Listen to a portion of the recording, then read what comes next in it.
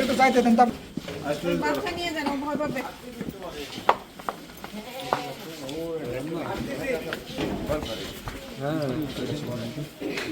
গোয়াল ঘরে তো দেখে দেখি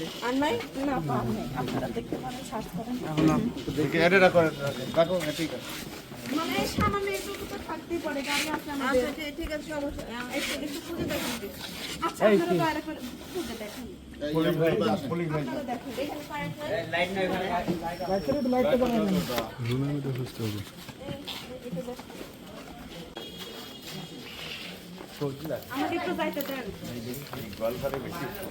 অভিযোগ ছিল যে একজন ব্যক্তি বিভিন্ন পেট্রোল পাম্প থেকে মোটরসাইকেল করে তেল এনে সে অতি উচ্চ মূল্যে বিক্রি করছে।